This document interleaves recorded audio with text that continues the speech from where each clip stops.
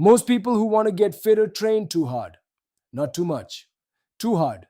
They go to the gym, they get on the bike or the treadmill, and they push. They think that if they're not sweating and out of breath, it doesn't count. And then they wonder why their recovery is trashed, their heart rate never comes down, and their endurance plateaus after a few months. This week, we're going to fix that. Your body has two engines. One is aerobic, the slow, steady, fat burning one.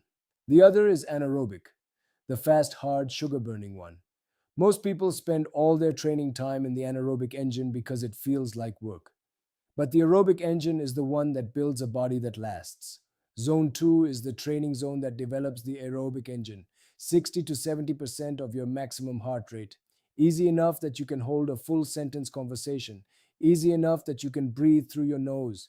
Easy enough that after 10 minutes you might think, is this even doing anything?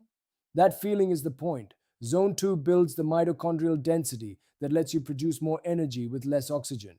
It lowers your resting heart rate. It improves your insulin sensitivity. It grows the aerobic base that every harder session sits on top of. It also builds the physical capacity that pays off in decades. Your VO2 max at 50 is one of the strongest predictors of how long you'll live. Every session you spend at Zone 2 compounds. Every session you spend redlining because you think you have to, that's just cardiovascular stress with a fraction of the payoff. Here's the common mistake, and I've made it myself. You get on the treadmill, you set an incline, and within 2 minutes, your heart rate is at 80%.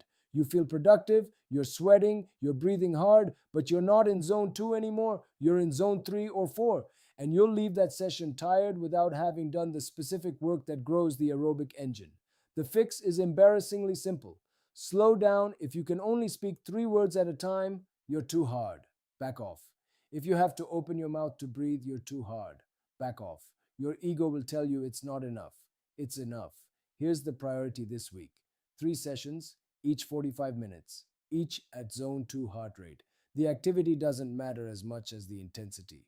Rucking with weight in a pack, incline treadmill at a walk, easy cycling, a brisk uphill walk, rowing at low resistance. Pick the one you'll actually do 3 times this week without needing to convince yourself to start.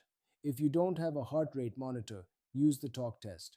You should be able to hold a full sentence. If you can sing, you're too easy. If you can only manage 3 words, you're too hard. Somewhere in the middle is zone 2. Here's the simple action: 3 sessions, 45 minutes each. Zone 2, heart rate 60 to 70% of max or full sentence talking pace. Log 2 things each session: which activity you chose, and your average heart rate range.